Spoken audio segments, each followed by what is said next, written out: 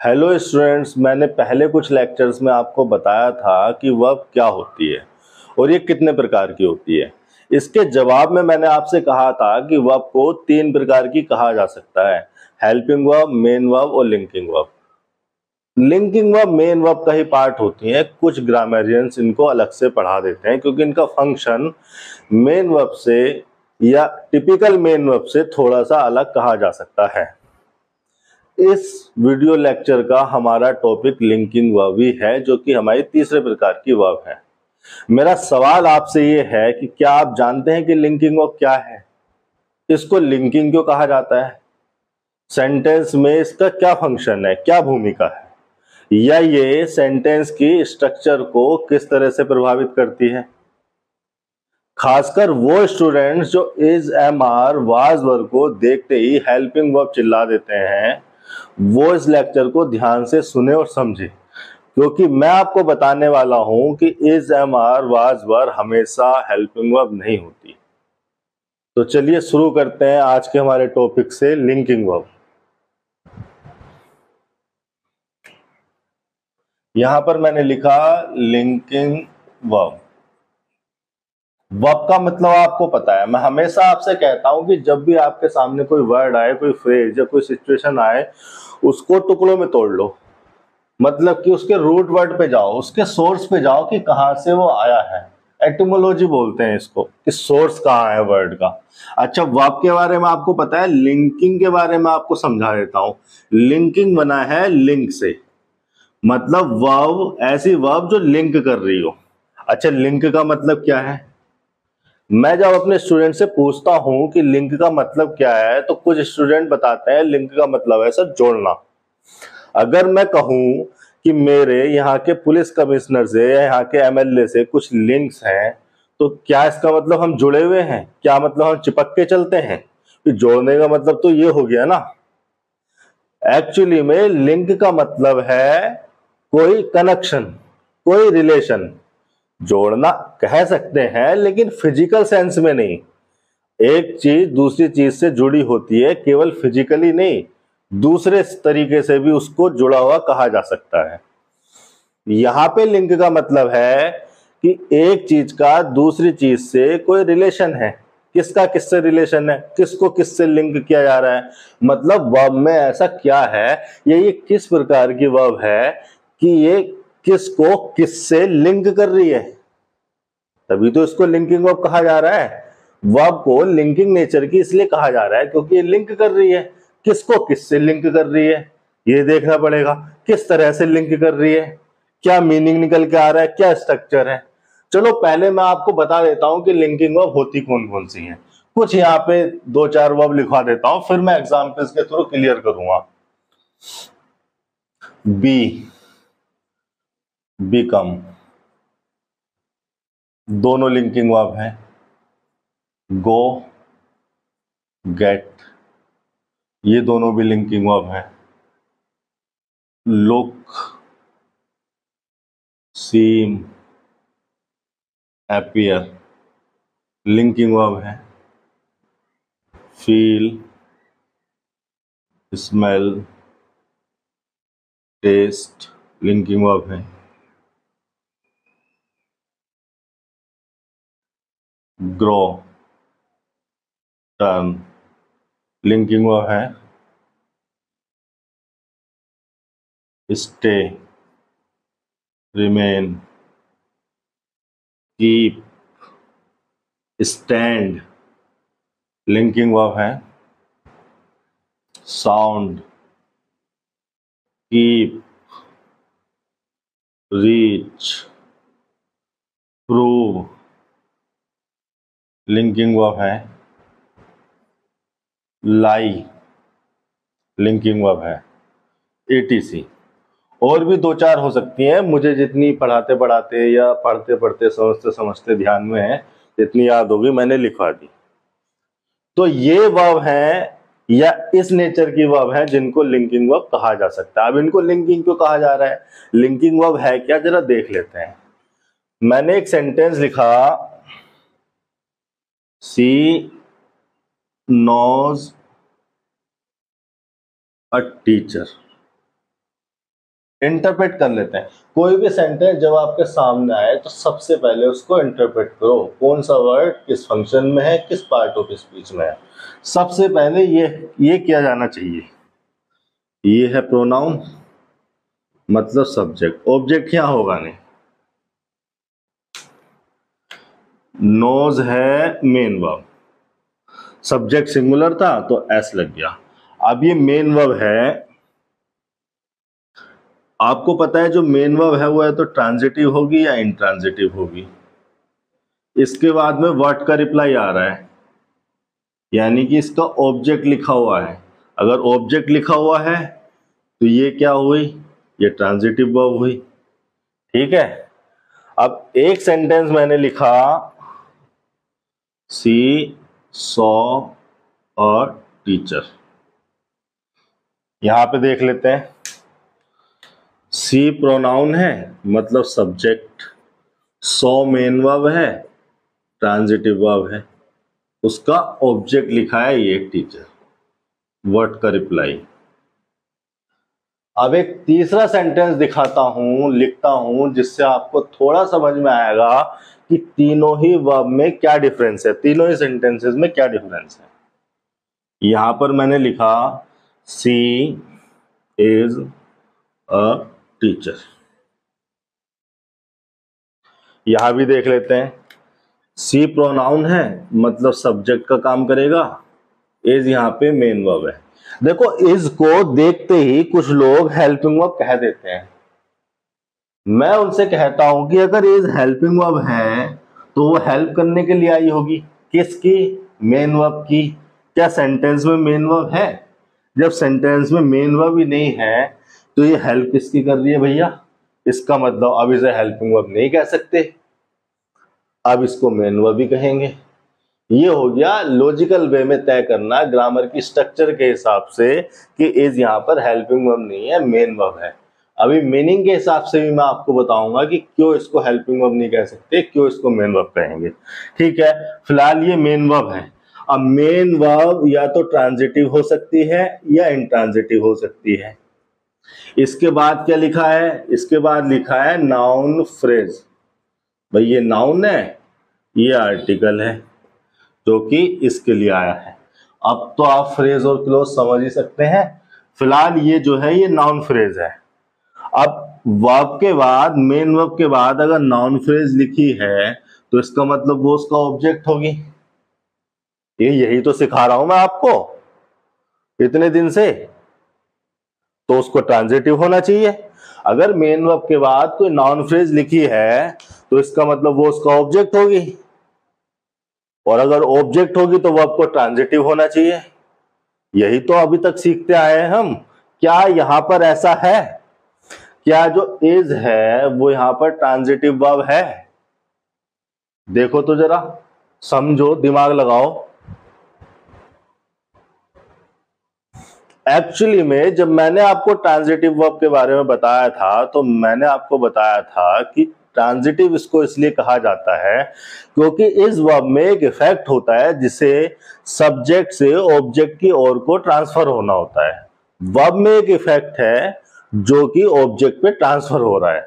जब तक वो ऑब्जेक्ट पर इस इफेक्ट को ट्रांसफर नहीं करेगी, जब तक वो अपने सामने ऑब्जेक्ट नहीं लेगी, अपने बाद ऑब्जेक्ट नहीं लेगी, उसका मीनिंग अधूरा रहेगा। मीनिंग अधूरा रहेगा, सेंटेंस का स्ट्रक्चर अधूरा रहेगा।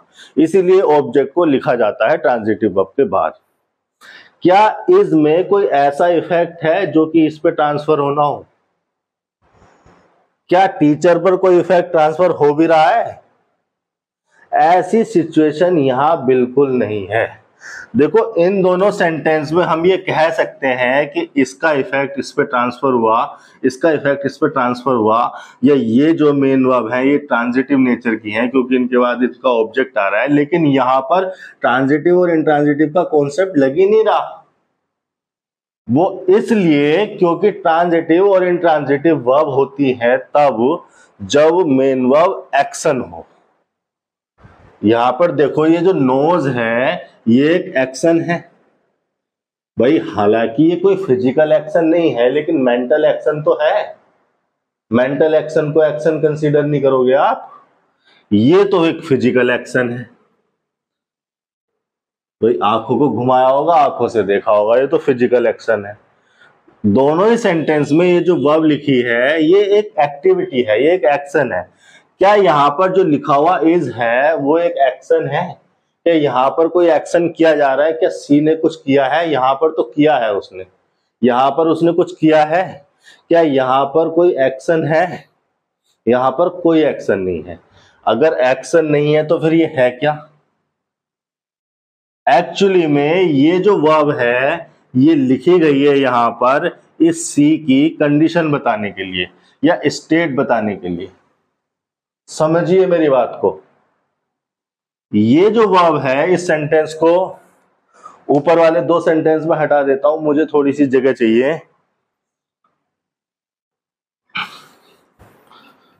कोई बात नहीं।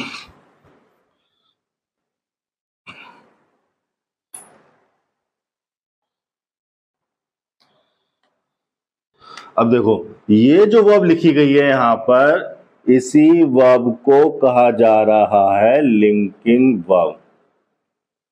एक्चुअली में कोई एक्शन यहां पर हो नहीं रहा। एक्शन होता तो हम कह सकते थे कि इस एक्शन में एक इफेक्ट है जो कि यहां से यहां को ट्रांसफर होना है, ट्रांजिटिव या इंट्रांजिटिव होने का चांस होता।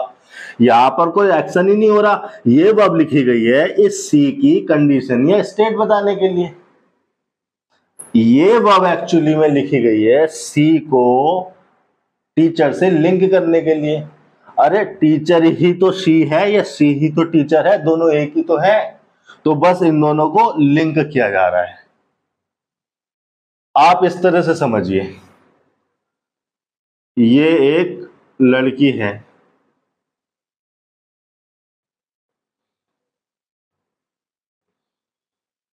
ठीक है, इसका कोई भी नाम हो सकता है, राधा, या इसका नाम हो सकता है राधा, या इसकी जगह हम राधा की जगह प्रोनाउन भी यूज कर सकते हैं। आप इसको क्या कह सकते हो? आप इसको कह सकते हो अ गर्ल, आप इसको कह सकते हो टीचर, आप इसको कह सकते हो पुअर, आप इसको कह सकते हो क्या पुअरली? नहीं कह सकते। आप इसको कह सकते हो ब्यूटीफुल,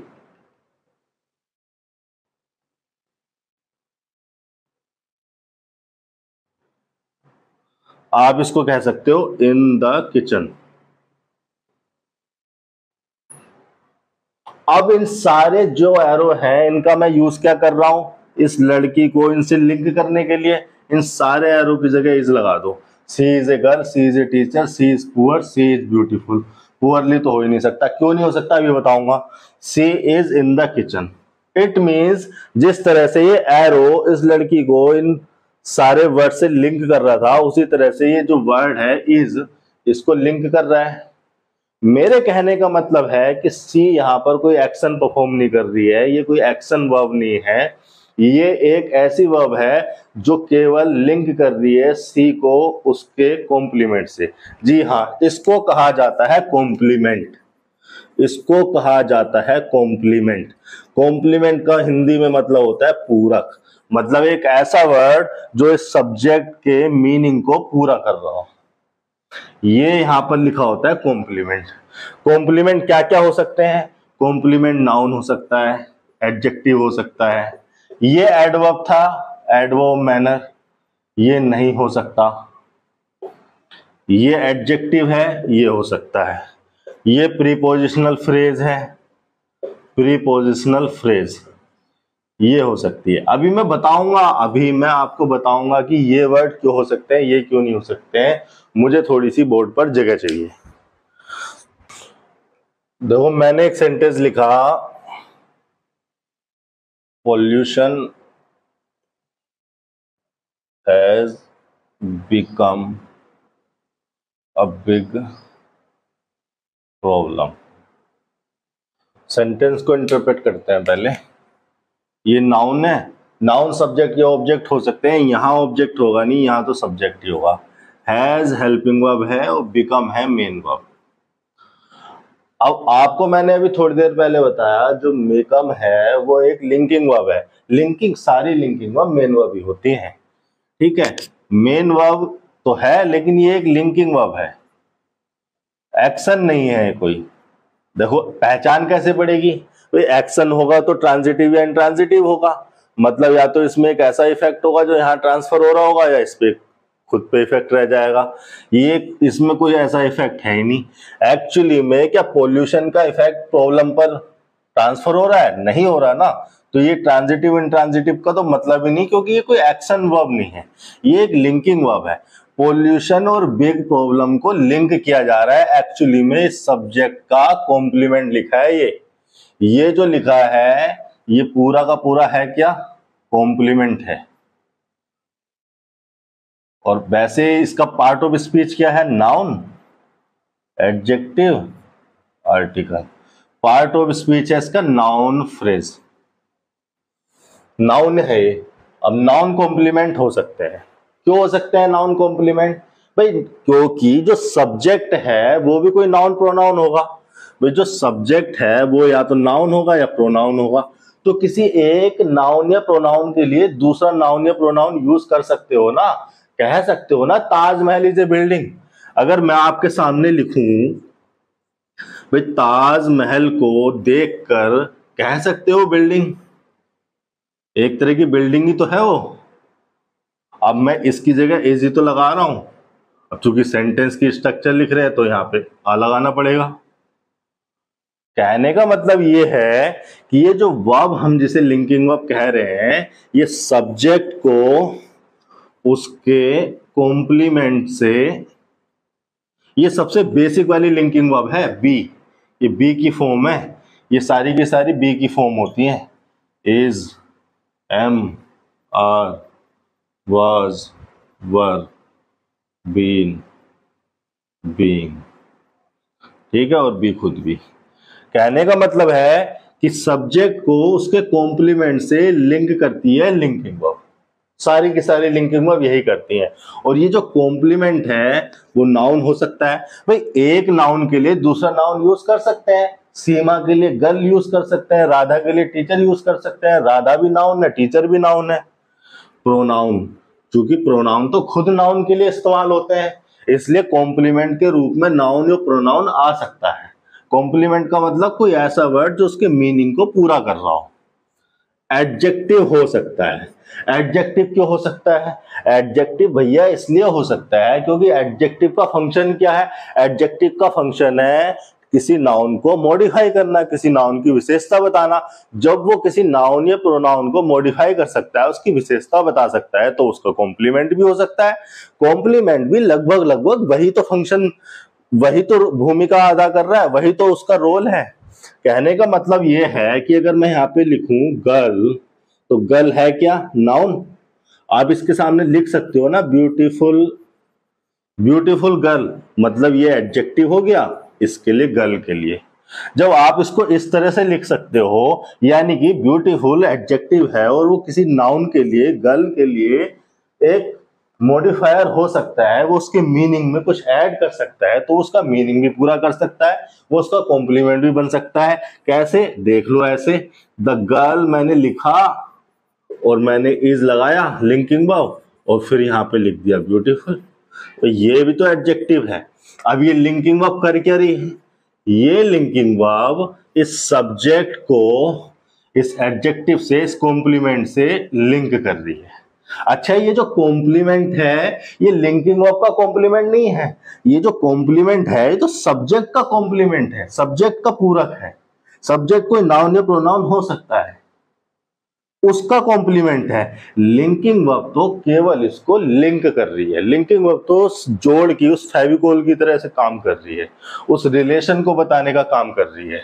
इस तरह से यूज होती है लिंकिंग वर्ब। बी जो है सबसे बेसिक लिंकिंग वर्ब है, बिकम। अच्छा, एक चीज और मेरी ध्यान आ गई, मैं आपको बता दूं, क्या आप जानते हैं बी और बिकम में क्या डिफरेंस है? बी और बिकम में क्या डिफरेंस है? देख लो, इनके इनके मीनिंग से ही पता चल जाएगा, इनकी फॉर्म से ही पता चल जाएगा। मीनिंग तो छोड़ो, बी किसी स्टेट को रिफर करता है, स्टेट या कंडीशन को रिफर करता है। बिकम, बिकम बना किससे है? बी प्लस कम से, यानी कि ये किसी स्टेट में आने को रिफर करता है। ये मतलब किसी चेंज को, किसी स्टेट में चेंज को, किसी अवस्था में चेंज को रिफर करता है। बिकम का मतलब है किसी स्टेट में आना, चेंज इन स्टेट को रिफर करता है।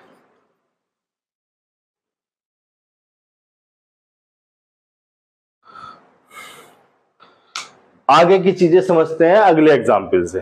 देखो एक सेंटेंस मैंने लिखा, the girl tested the cake. दूसरा सेंटेंस से मिलता जुलता लिखा मैंने, द केक टेस्टेड गुड। देखो बहुत सारी लिंकिंग वर्ब, या कहें कि कुछ ऐसी लिंकिंग वर्ब भी हैं जो मेन वर्ब के फंक्शन में भी होती है।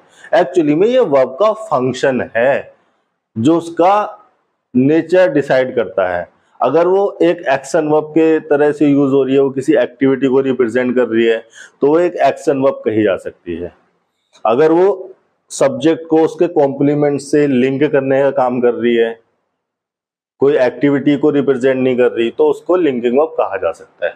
उसी तरह की एक वर्ब है टेस्ट। जो मैंने यहाँ पर लिखाई है उनमें से बहुत सारी वर्ब ऐसी हैं जो लिंकिंग वर्ब भी है और एक्शन वर्ब भी है।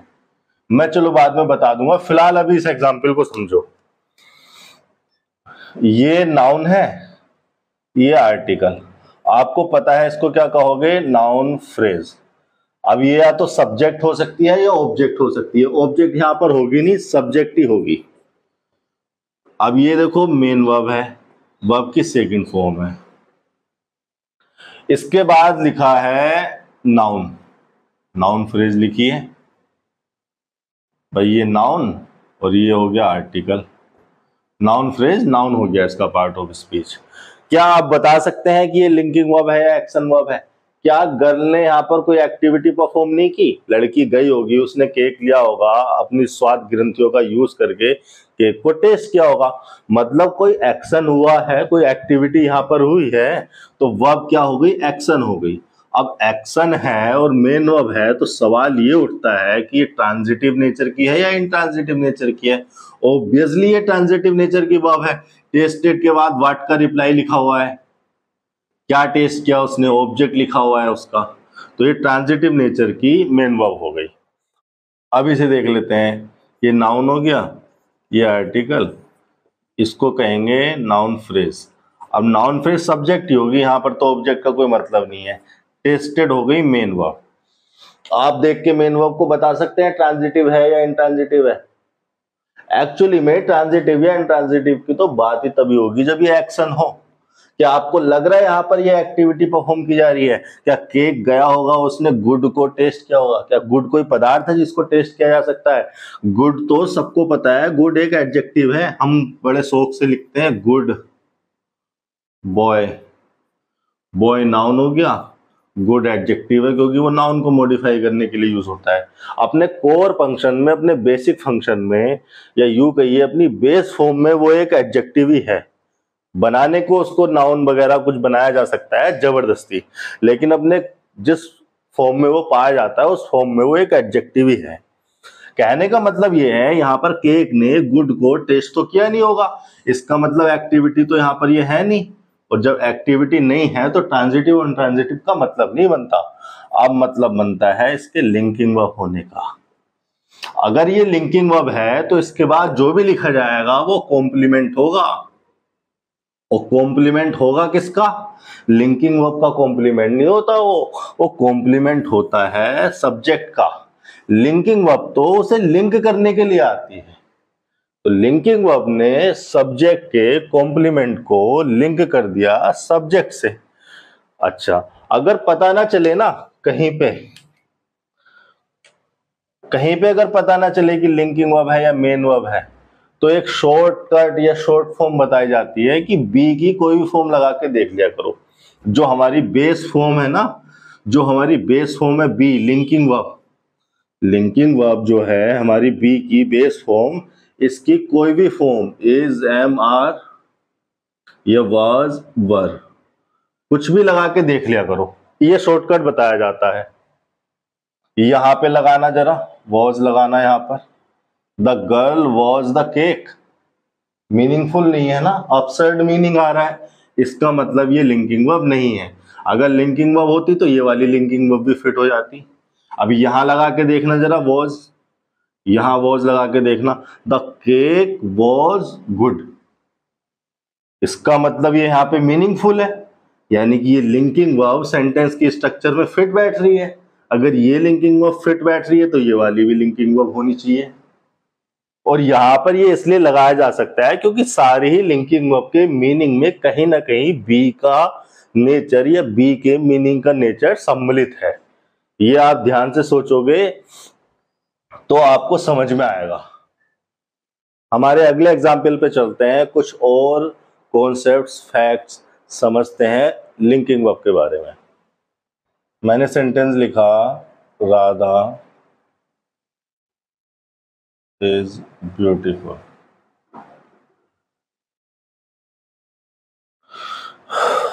देख लेते हैं, पहले इंटरप्रेट कर लेते हैं। ये क्या है, नाउन है, आपको पता है यहां पर सब्जेक्ट होगा, ऑब्जेक्ट का तो कोई मतलब नहीं है। क्यों नहीं है मतलब, फिर रिवीजन करा देता हूं। जो नाउन होते हैं या तो सब्जेक्ट हो सकते हैं या ऑब्जेक्ट हो सकते हैं। ऑब्जेक्ट होगा तो वो ट्रांजिटिव वर्ब का ऑब्जेक्ट होगा या फिर प्रीपोजिशन का ऑब्जेक्ट होगा।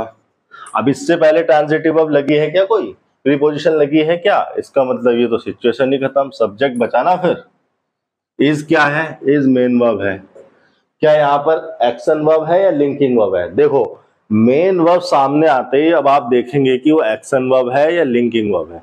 अगर वो एक्शन वर्ब है तो वो ट्रांजिटिव इंट्रांजिटिव हो सकती है, लेकिन अगर वो लिंकिंग वर्ब है तो ट्रांजिटिव इंट्रांजिटिव का कोई लॉजिक नहीं है। ये यहाँ पर एक्शन वर्ब तो है नहीं, कोई एक्टिविटी नहीं हो रही है, राधा कोई एक्टिविटी परफॉर्म कर रही है क्या? बिल्कुल नहीं। इसका मतलब ये यहाँ पर लिंकिंग वर्ब है। कहने की बात यह है कि राधा को लिंक किया जा रहा है इस वर्ड से, और ये वर्ड है क्या, एडजेक्टिव है, ठीक है। और लिंक करने वाली वर्ब को क्या कहा जा रहा है, लिंकिंग वर्ब कहा जा रहा है। अब देखो इस वर्ड को हम क्या कह रहे हैं, इस वर्ड को हम कह रहे हैं कॉम्प्लीमेंट, कि ये कॉम्प्लीमेंट है क्योंकि ये राधा के मीनिंग को पूरा कर रहा है, यानी कि ये सब्जेक्ट के मीनिंग को पूरा कर रहा है। और लिंकिंग वर्ब सब्जेक्ट को उसके कॉम्प्लीमेंट से लिंक करने के लिए आ रही है। मैं आपसे कह रहा हूं कि ये कॉम्प्लीमेंट नाउन हो सकता है, प्रोनाउन हो सकता है, एडजेक्टिव हो सकता है। भाई नाउन इसलिए हो सकता है क्योंकि एक नाउन के लिए कोई दूसरा नाउन इस्तेमाल किया जा सकता है, प्रोनाउन तो खुद नाउन के लिए इस्तेमाल होते हैं, एडजेक्टिव भी किसी नाउन को मॉडिफाई करने के लिए आते हैं। आप यहां पर लिख सकते हैं ना, ब्यूटीफुल राधा, ब्यूटीफुल राधा अगर आप लिख सकते हैं यानी कि नाउन, और ये एडजेक्टिव, तो आप ये भी लिख सकते हैं। भाई जब एडजेक्टिव नाउन को मॉडिफाई कर सकता है तो उसके मीनिंग को भी पूरा कर सकता है, इसलिए एडजेक्टिव को कॉम्प्लीमेंट के रूप में इस्तेमाल किया जा सकता है। मैंने आपसे कहा कि एडवर्ब ऑफ मैनर नहीं होगा। अरे एडवर्ब मैनर क्यों नहीं होगा? एडवर्ब मैनर होते क्या है, देखो एग्जाम्पल से समझो। मैंने आपको एक सेंटेंस लिखा, Radha is beautifully, Radha is beautifully. अब इस सेंटेंस में आप ये देखिए कि ये जो ब्यूटीफुल्ली है, ब्यूटीफुल तो एडजेक्टिव था, ब्यूटीफुल एडजेक्टिव है, इसमें ly लगा के बन गया ब्यूटीफुल्ली, मतलब एडवर्ब। उसी प्रकार से पुअर एडजेक्टिव है, लेकिन उसमें ly लगा के बन गया पुअरली, पुअरली एडवर्ब है। अब ये सारे के सारे एडवर्ब मैनर है। अब देखो प्रॉब्लम क्या है इसके साथ, राधा तो हो गया नाउन या प्रोनाउन तो कह नहीं सकते, नाउन ही है, मतलब सब्जेक्ट। ये हो गई, इज हो गई लिंकिंग वर्ब। ब्यूटीफुल्ली क्या है, एडवर्ब है, एडवर्ब मैनर है एक्चुअली में। एडवर्ब मैनर होते क्या है, ऐसे एडवर्ब, देखो एडवर्ब का मतलब क्या है? एडवर्ब उन वर्ड को कहा जाता है जो किसी वर्ब को, एडजेक्टिव को या किसी एडवर्ब को मॉडिफाई करने के लिए आते हैं। और एडवर्ब मैनर का क्या मतलब हो गया? ऐसा वर्ड जो कि मैनर के बारे में बता रहा हो। किसके? वर्ब के। भाई यही तो हुआ। या फिर एडजेक्टिव के। कहने का मतलब है एडवर्ब कहा जा रहा है क्योंकि वर्ब को मॉडिफाई कर रहा है, एडजेक्टिव को या एडवर्ब को मॉडिफाई कर रहा है। एडवर्ब में मैनर लगाया जा रहा है, एडवर्ब मैनर कहा जा रहा है क्योंकि वो वर्ब को मॉडिफाई तो कर रहा है, लेकिन किस वे में मॉडिफाई कर रहा है? उसका मैनर बता रहा है, उसके मैनर को बताने के लिए मॉडिफाई कर रहा है। देखो सेंटेंस से क्लियर करता हूं, इसको हटाता हूं। मैंने एक सेंटेंस लिखा, सी वर्क्स ब्यूटीफुल्ली।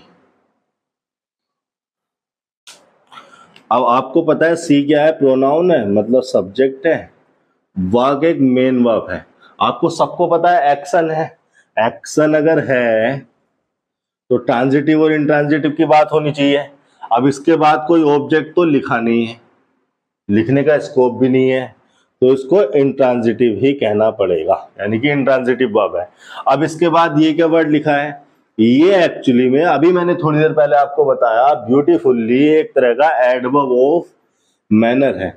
एडवर्ब मैनर क्या होते हैं, डिटेल में किस तरह से फंक्शन करते हैं, ये हम एडवर्ब चैप्टर में सीखेंगे। जितना अभी जरूरी है उतना समझ के चलेंगे। मेरे कहने का मतलब है कि ये जो वर्ड लगाया गया है एडवर्ब मैनर, ये वर्ड किसके लिए लगाया गया है? शी के लिए, वर्क्स के लिए।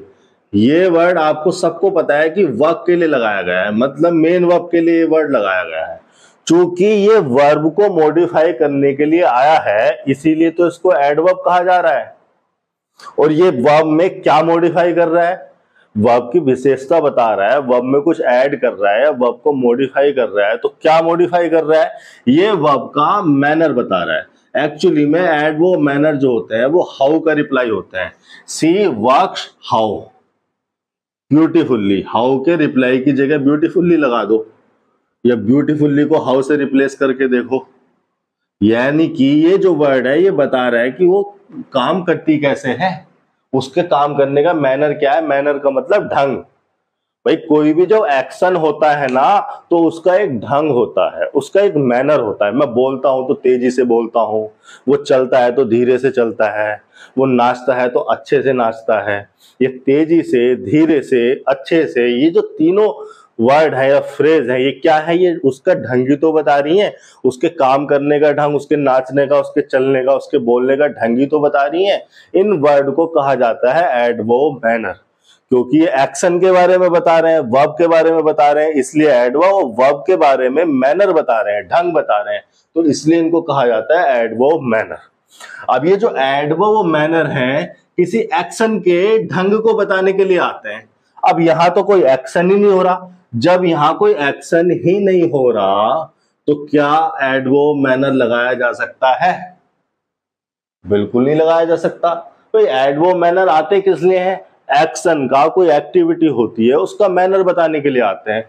जब कोई एक्शन ही नहीं हो रहा, कोई एक्टिविटी नहीं हो रही, तो एडवर्ब मैनर लगा कैसे सकते हो आप? तो मतलब ब्यूटीफुल्ली गलत हो जाएगा। क्या होगा?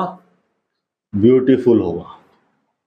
अब हमें पता चल गई कि लिंकिंग वर्ब सब्जेक्ट को उसके कॉम्प्लीमेंट से लिंक करती है, और कॉम्प्लीमेंट नाउन हो सकता है, प्रोनाउन हो सकता है, एडजेक्टिव हो सकता है, एडवर्ब मैनर नहीं हो सकता।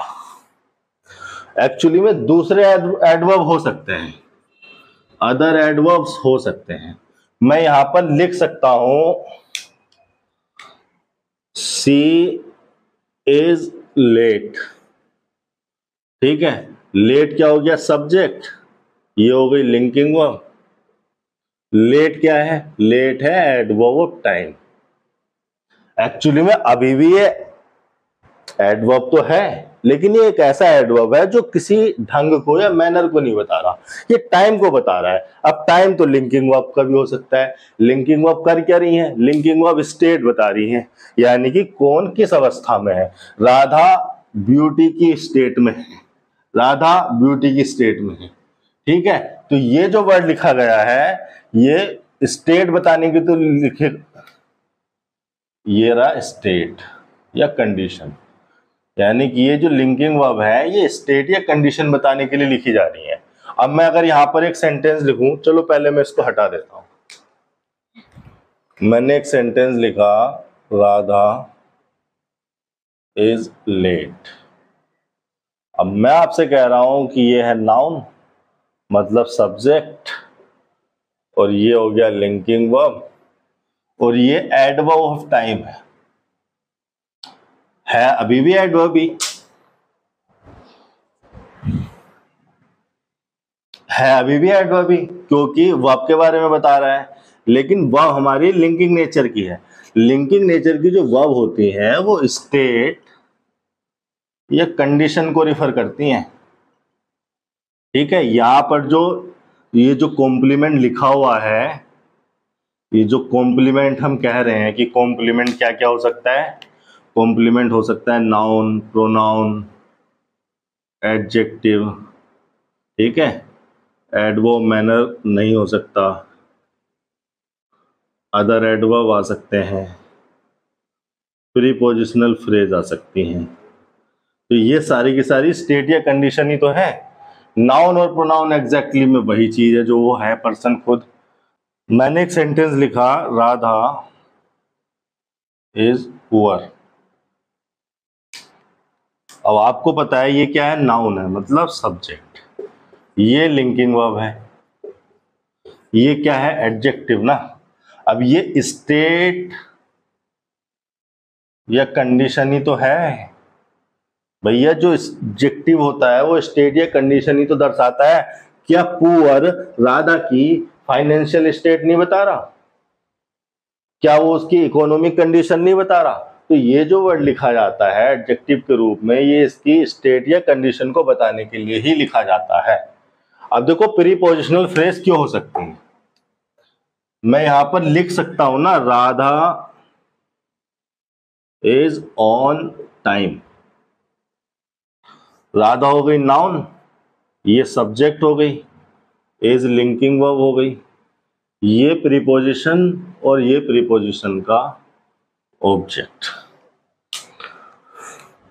अब ये क्या है, ये प्रीपोजिशनल फ्रेज है।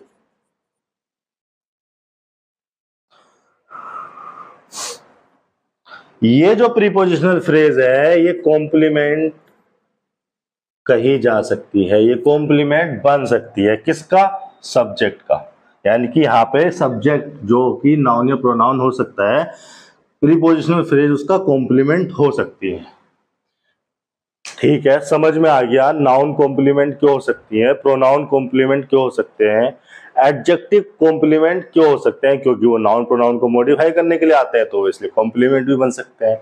हमने ये भी समझ लिया कि एडवर्ब ऑफ मैनर कॉम्प्लीमेंट क्यों नहीं हो सकते, क्योंकि एडवर्ब मैनर किसी एक्शन का, किसी एक्टिविटी का मैनर यानी कि ढंग बताते हैं, और लिंकिंग वर्ब के कंडीशन में कोई एक्शन या कोई एक्टिविटी हो नहीं रही, तो मैनर या ढंग का मतलब ही नहीं बनता, इसीलिए एडवर्ब मैनर को लगाया नहीं जा सकता।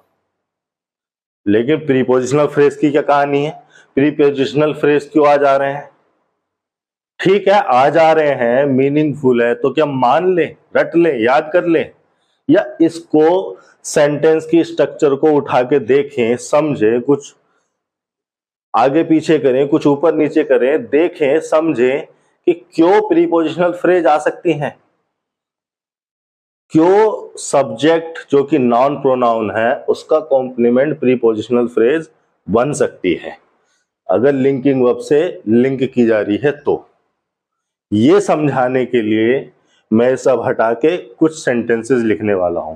देखो, मेरी टीचिंग इसी तरह की है, मैं आपको एक भी चीज अगर लिखूंगा, एक भी चीज बताऊंगा, तो मैं आपको उसके पीछे का रीजन बताऊंगा, लॉजिक बताऊंगा कि ऐसा क्यों हो रहा है। अगर आप ये चीजें एक बार समझ जाते हैं तो जीवन भर के लिए आपकी ये बातें क्लियर हो जाती हैं। वरना तो क्या है, एग्जाम में जब भी कोई एग्जाम आए उससे हर 3 महीने पहले रट्टा मारना शुरू कर दो, रट रट के अपने आप को मेमोरी कार्ड बना लिया है आपने। एक मेमोरी कार्ड कितनी देर तक ही रह सकता है आप जानते हैं। देखो, मैंने सेंटेंस लिखा,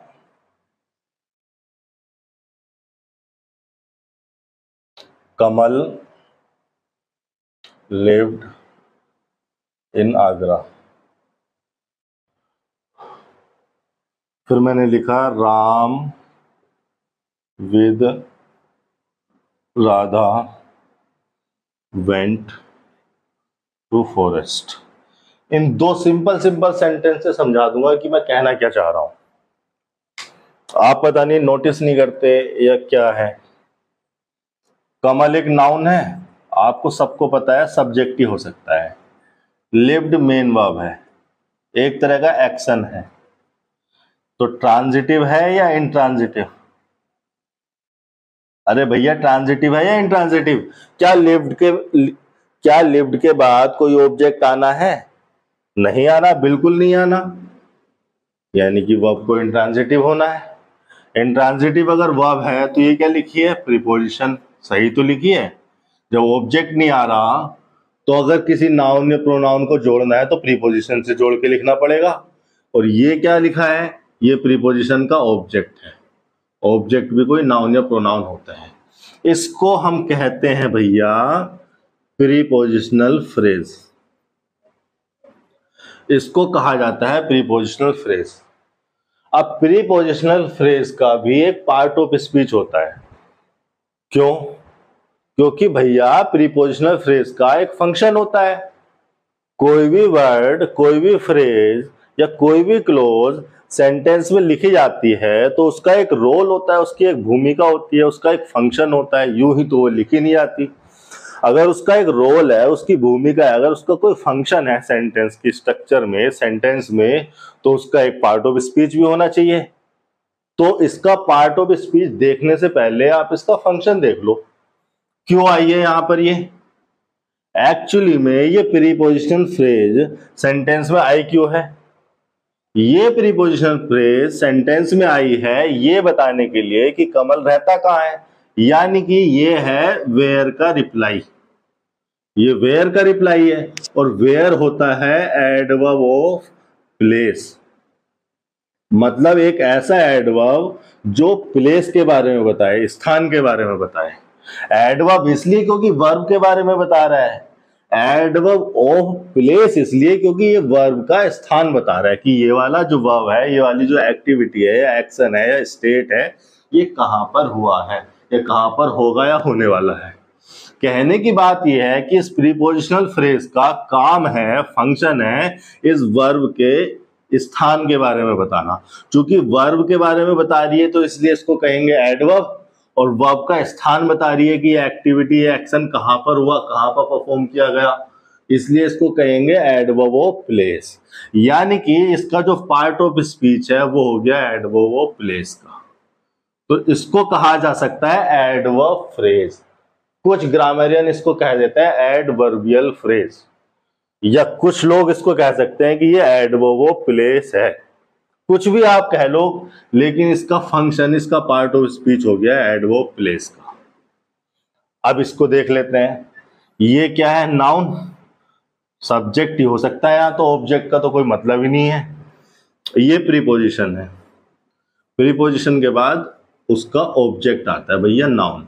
एक्चुअली में प्रीपोजिशन लिखे इसलिए जाते हैं, प्रीपोजिशन का ऑब्जेक्टिव होता है, प्रीपोजिशन लिखे जाते हैं अपने बाद आने वाले किसी नाउन या प्रोनाउन को सेंटेंस में या सेंटेंस के किसी भाग से जोड़ने के लिए।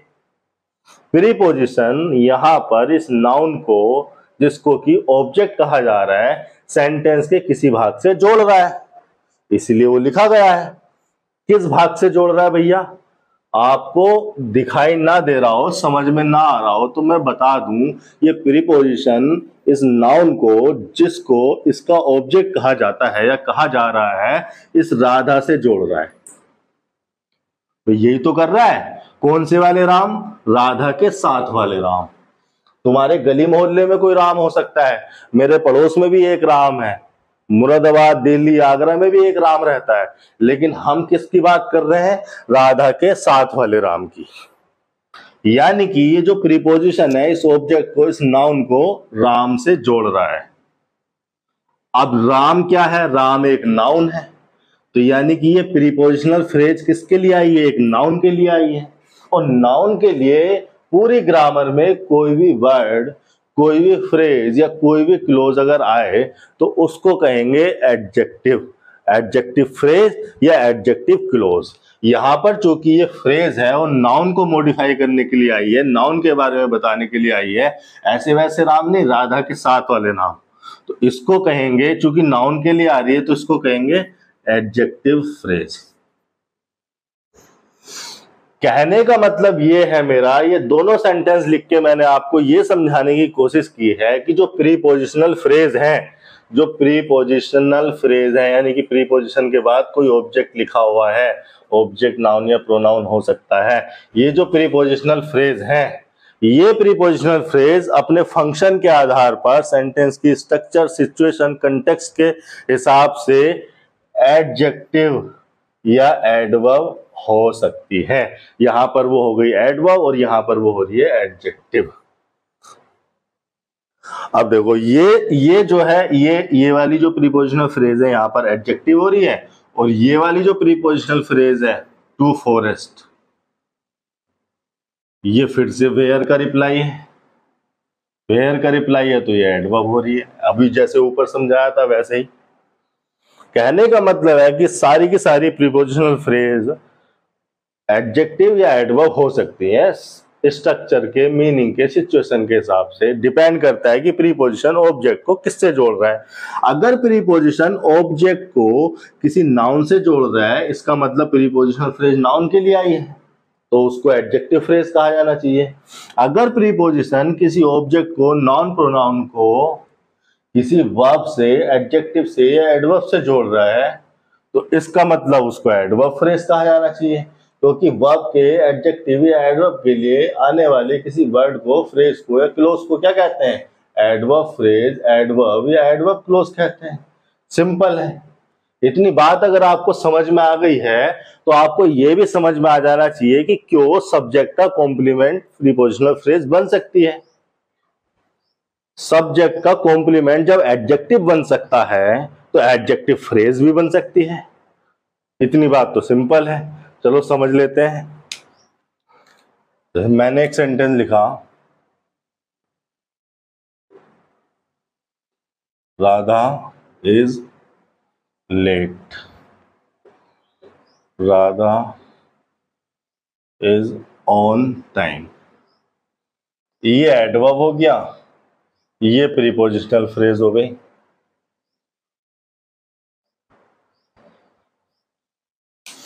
ठीक है। कहने को आप इसको कह सकते हो कि ये कॉम्प्लीमेंट है। लेट एक ऐसा वर्ड है कि एडजेक्टिव भी हो सकता है। मैं यहां पर लिखूं लेट सिस्टर, लेट फादर, ये नाउन है, ये एडजेक्टिव है, ये नाउन है, ये एडजेक्टिव है। इसका मतलब क्या है? लेट फादर का मतलब क्या होता है? जो कि ऑफ हो गए हो, जो कि अब डेड हो। ठीक है, स्वर्गवासी फादर हिंदी में कहें तो यहां पर जब ये एडजेक्टिव होता है इसका मतलब एक अलग ही होता है। यहां पर इसको कॉम्प्लीमेंट के रूप में इस्तेमाल किया जा रहा है, यहां पर इसका मीनिंग अलग है। इसका मीनिंग है यहां पर आफ्टर द शेड्यूल्ड टाइम। देखो, एक वर्ड के कई मीनिंग हो सकते हैं और अलग अलग मीनिंग के आधार पर वो अलग अलग पार्ट ऑफ स्पीच में भी आ सकता है। सेम मीनिंग में भी वो अलग अलग पार्ट ऑफ स्पीच में आ सकता है अपने अलग अलग फंक्शन के आधार पर। ये प्रीपोजिशनल फ्रेज इसके लिए कॉम्प्लीमेंट का काम कर रही है। अब चूंकि प्रीपोजिशनल फ्रेज एडवर्ब हो सकती है, एडजेक्टिव हो सकती है, और मैंने आपको बताया कि एडजेक्टिव तो खुद नाउन को मॉडिफाई करने के लिए आते हैं, इसीलिए वो कॉम्प्लीमेंट बन सकते हैं। अब अगर एडजेक्टिव कॉम्प्लीमेंट बन सकता है तो एडजेक्टिव फ्रेज भी कॉम्प्लीमेंट बन सकती है। इतनी सी बात अगर आपको समझ में आ गई है तो लिंकिंग वर्ब के ही अगले नेचर पे, अगले कॉन्सेप्ट पे चलते हैं। मैंने सेंटेंस लिखा, my dog felt the, actually मैं यहां पर स्मेल्ट लिखा, स्मेल्ट द फ्लावर शॉप। दूसरा सेंटेंस लिखा मैंने, the flower shop smelt pleasant. दोनों ही सेंटेंस में एक ही वर्ब यूज हो रही है, बट अलग अलग नेचर में, अलग अलग मीनिंग में। इस तरह की वर्ब जो होती हैं, लिंकिंग वर्ब भी हो सकती हैं और एक्शन भी। ये नाउन हो गया, ये हो गया डिटर्मिनर, यानी कि ये हो गई noun phrase. Noun phrase subject या ऑब्जेक्ट हो सकती है, यहां पर होगी वो सब्जेक्ट, ऑब्जेक्ट का कोई स्कोप नहीं है। ये देखो मेन वर्ब है। अब मेन वर्ब जैसे ही आपके सामने मेन वर्ब आए तो आप देखेंगे कि वो लिंकिंग नेचर की है या वो एक्शन है। ठीक है, लिंकिंग नेचर की है या एक्शन है। आपको पता चल रहा होगा कंटेक्स्ट से, सिचुएशन से, कि यहां पर वो एक्शन है। और अभी भी पता ना चल रहा हो तो वाज लगा के देख लो, बी की कोई भी फॉर्म लगा के देख लो, इज लगा के देख लो। My dog was the flower shop, my dog is the flower shop. नहीं, लॉजिकल नहीं है ना, मीनिंगफुल नहीं है। इसका मतलब इज और वाज सेंटेंस की स्ट्रक्चर में वर्ब की जगह पर फिट ही नहीं हो रहा। इसका मतलब यहां पर लिंकिंग वर्ब नहीं होनी चाहिए। जब लिंकिंग वर्ब नहीं होनी चाहिए तो ये भी लिंकिंग वर्ब नहीं होगी, यानी कि ये एक्शन होगा। अब अगर ये एक्शन होगा तो सवाल ये उठता है कि ये ट्रांजिटिव है या इंट्रांजिटिव है। अब देख लो, इसके आगे नाउन फ्रेज लिखी है, ऑब्जेक्ट लिखा है, ये इतना बड़ा बड़ा, ये नाउन फ्रेज ही तो है। शॉप, फ्लावर एडजेक्टिव हो गया, आर्टिकल हो गया, ये पूरा क्या है, नाउन फ्रेज। अब अगर ये नाउन फ्रेज है तो इसको सब्जेक्ट या ऑब्जेक्ट होना चाहिए। सब्जेक्ट का यहाँ पर स्कोप नहीं है, ऑब्जेक्ट ही होगा। अगर ऑब्जेक्ट है तो इस ट्रांजिटिव वर्ब का तो ऑब्जेक्ट है, मतलब वर्ब क्या है, ट्रांजिटिव है। ठीक है, इतनी बात अगर समझ में आ गई तो इस सेंटेंस को देख लो। ये नाउन, ये एडजेक्टिव, ये आर्टिकल, ये हो गई नाउन फ्रेज। और अगर ये नाउन फ्रेज है तो ये सब्जेक्ट या ऑब्जेक्ट होगी। यहाँ तो सब्जेक्ट का स्कोप है, सब्जेक्ट होगी। अब यहां पर लगा के देख लो। अब देखो, ये मेन वर्ब है। मेन वर्ब अगर ये है तो ये लिंकिंग भी हो सकती है, एक्शन भी हो सकता है। यहां पर लगा के देख लो, बी की कोई भी फॉर्म, वाज लगा के देख लो। अगर आपको मीनिंग से पता नहीं चल रहा है कि लिंकिंग वर्ब है या नहीं है, तो बी की कोई भी फॉर्म लगा के देख लो। वाज लगा के देख ली, the flowers of was pleasant. Pleasant क्या है, एडजेक्टिव है, मतलब मीनिंगफुल है ना। इसका मतलब वाज यहाँ स्ट्रक्चर में फिट हो सकता है। लिंकिंग अगर फिट हो सकती है तो इसको भी लिंकिंग वर्ब भी होना चाहिए, एक्शन नहीं होगी। अब अगर ये लिंकिंग वर्ब है तो ये क्या हुआ, कॉम्प्लीमेंट हुआ। इस तरह से जो है सेंटेंसेस को हम हैंडल करेंगे।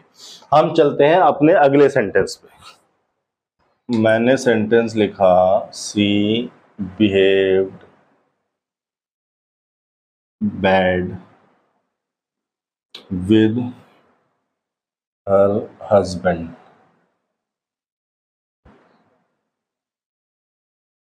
but he remained well।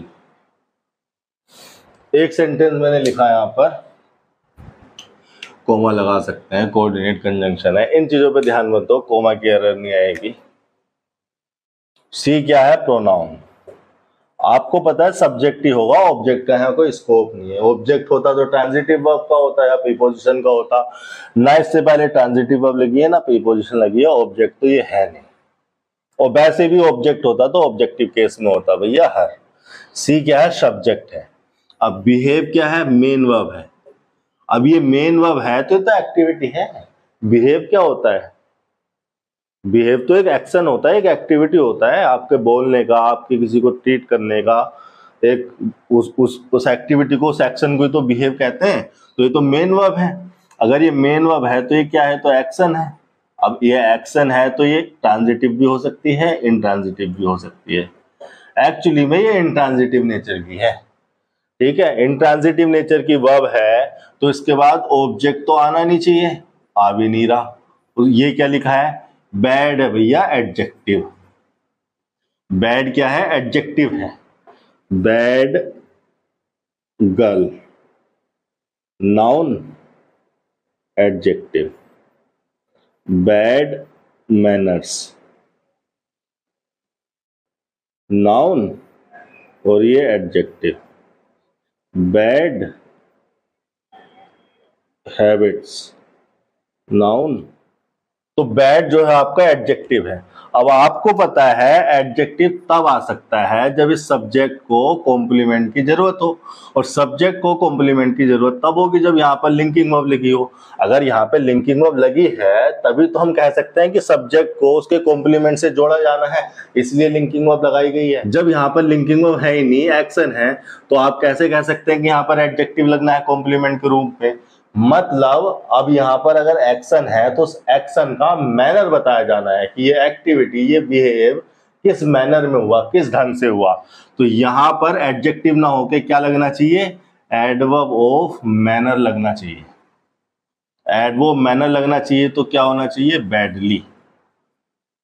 With हो गई प्रीपोजिशन, भाई बैड एडजेक्टिव था, इसमें एलवाई लगा दी तो बैडली क्या बन गया, एडवर्ब ऑफ मैनर।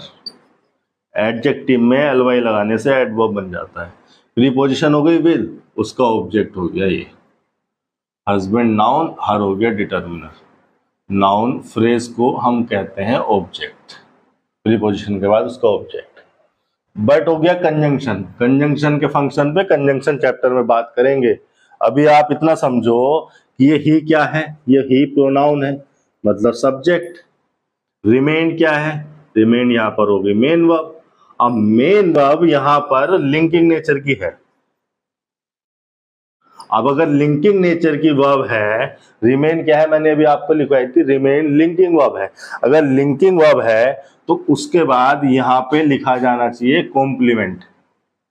कॉम्प्लीमेंट किसका, इस सब्जेक्ट का। कॉम्प्लीमेंट इस सब्जेक्ट का, इस नाउन प्रोनाउन का होता है, लिंकिंग वर्ब का कॉम्प्लीमेंट नहीं होता। लिंकिंग वर्ब तो सब्जेक्ट को उस कॉम्प्लीमेंट से लिंक करने के लिए आती है। यानी कि ये जो वेल है इस ही के लिए होना चाहिए, तो यहां पर एडजेक्टिव लिखो ना, एडवर्ब क्यों लिख रहे हो, सीधी सी बात है। तो चलते हैं हमारे अगले एग्जाम्पल पर, समझते हैं लिंकिंग वर्ब से जुड़ा हुआ एक और कॉन्सेप्ट। मैंने सेंटेंस लिखा द रनर वॉज क्विक। देख लेते हैं, ये नाउन है, ये आर्टिकल, नाउन फ्रेज हो गई, मतलब सब्जेक्ट हो गया। ये क्या लिखी है, ये लिखी है लिंकिंग वर्ब। क्विक क्या होना चाहिए, फिर क्विक होना चाहिए एडजेक्टिव, कॉम्प्लीमेंट के रूप में आ गया। अब एक सेंटेंस मैंने लिखा कॉम्प्लीमेंट हो गया ये इसका। अब एक सेंटेंस मैंने लिखा the runner was very quick. अब जब ये सेंटेंस मैंने लिखा तो एक बच्चे ने मुझसे पूछा कि सर आप तो कह रहे थे कि सर लिंकिंग वर्ब के बाद एडवर्ब को नहीं आना चाहिए, और वेरी तो एडवर्ब है। भैया आपने कहा था कि सर लिंकिंग वर्ब के बाद एडवर्ब नहीं आएगा, लेकिन वेरी तो एक एडवर्ब है, वो क्यों आ रहा है। तो मैंने उसको बताया कि ये तो हो गया भाई नाउन, यानी कि सब्जेक्ट, ये है लिंकिंग वर्ब। अगर ये लिंकिंग वर्ब है तो इस लिंकिंग वर्ब को चाहिए कॉम्प्लीमेंट। कॉम्प्लीमेंट किसका, इस सब्जेक्ट का, ये रहा एडजेक्टिव के रूप में। ये जो एडवर्ब आया है ये इस सब्जेक्ट का कॉम्प्लीमेंट बन के नहीं आया है, ये जो एडवर्ब है ये तो इस एडजेक्टिव के लिए आया है। भैया किसी एडजेक्टिव को मॉडिफाई करने के लिए तो एडवर्ब आ सकता है ना। लिंकिंग वर्ब के बाद कोई भी एडवर्ब तब नहीं आएगा जब उसे कॉम्प्लीमेंट होना हो इस नाउन का, क्योंकि जो एडवर्ब है भैया वो नाउन को मॉडिफाई करने के लिए नहीं आते हैं। जब एडवर्ब किसी नाउन को मॉडिफाई नहीं कर सकता तो उसका कॉम्प्लीमेंट कैसे बन सकता है, बिल्कुल नहीं बन सकता। आप इतना छोड़ दोगे सही हो जाएगा क्या, द रनर वाज वेरी, बिल्कुल नहीं हो सकता। आप यहाँ पे लिख दोगे गुड। अब आप कह सकते हो कि सब्जेक्ट का कॉम्प्लीमेंट जो है वो ये है एडजेक्टिव। अब ये एडवर्ब इस एडजेक्टिव के लिए आ गया, एडवर्ब वर्ब एडजेक्टिव और एडवर्ब के लिए आ सकते हैं। जैसे मैंने एक सेंटेंस लिखा द मैन इज स्लो। क्या है ये सेंटेंस, समझ लो, नाउन हो गया ये, तो ये सब्जेक्ट है, ये हो गई लिंकिंग वर्ब, और ये हो गया एडजेक्टिव, मतलब कॉम्प्लीमेंट। कॉम्प्लीमेंट किसका, सब्जेक्ट का। लिंकिंग वर्ब ने इस सब्जेक्ट को उसके कॉम्प्लीमेंट से लिंक कर दिया। इसी से एक सेंटेंस लिखा मैंने आपकी समझ को क्लियर करने के लिए, the man slowly became famous. अब जब मैंने लिखा तो स्टूडेंट ने मुझसे पूछा कि सर आपने फिर से एक एडवर्ब लिख दिया लिंकिंग वर्ब के पास। चलो ठीक है, ये नाउन हो गया सब्जेक्ट, अब ये हो गई लिंकिंग वर्ब। अब लिंकिंग वर्ब अपने बाद कॉम्प्लीमेंट लेती है। कॉम्प्लीमेंट मैंने आपको बताया कि कोई नाउन प्रोनाउन एडजेक्टिव या कोई प्रीपोजिशनल फ्रेज हो सकती है, एडवर्ब मैनर नहीं हो सकता, अदर एडवर्ब भी बन जाते हैं। कहने की बात यह है कि ये एडजेक्टिव है और ये कॉम्प्लीमेंट बन रहा है किसका, इस सब्जेक्ट का। स्लोली यहां पर क्या कर रहा है, स्लोली एक एडवर्ब है, स्लो एडजेक्टिव, उसमें एलवाई लगाया तो बन गया ये एडवर्ब। स्लोली एक एडवर्ब है जो कि बिकम के लिए आया है भैया। बिकेम एक वर्ब है, भले ही वो लिंकिंग नेचर की वर्ब है लेकिन वो वर्ब है। अब उस वर्ब के लिए तो एडवर्ब आ सकता है ना, तो ये एडवर्ब तब नहीं आ सकता जब ये कॉम्प्लीमेंट बनना चाह रहा हो। एडवर्ब क्योंकि नाउन प्रोनाउन के कॉम्प्लीमेंट नहीं बन सकते, क्योंकि वो नाउन प्रोनाउन को मॉडिफाई नहीं करते, तो उसके कॉम्प्लीमेंट कैसे बन सकते हैं, वो उसका मीनिंग कैसे पूरा कर सकते हैं। कहने की बात ये है। और जो दूसरे एडवर्ब हैं, एडवर्ब मैनर से हटा के जो कुछ एडवर्ब हैं, जैसे adverb time, adverb place, prepositional phrase हो जाती हैं, वो ऐसे वर्ड्स हैं जो अपना पार्ट ऑफ स्पीच या फंक्शन चेंज कर सकते हैं। ठीक है, लिंकिंग वर्ब में अभी इतना ही। बाकी चीजें लिंकिंग वर्ब के बारे में हम कुछ एडिशनल एग्जाम्पल्स के थ्रू, जब मैं एक्सरसाइज कराऊंगा, जब मैं प्रैक्टिस सेशन कराऊंगा, वहां पर क्लियर करेंगे। अगर कोई भी बात आपको समझ में ना आई हो या कोई भी बात जहां पर आपको कंफ्यूजन हो, तो आप मुझे कमेंट सेक्शन में बता सकते हैं। Thank you.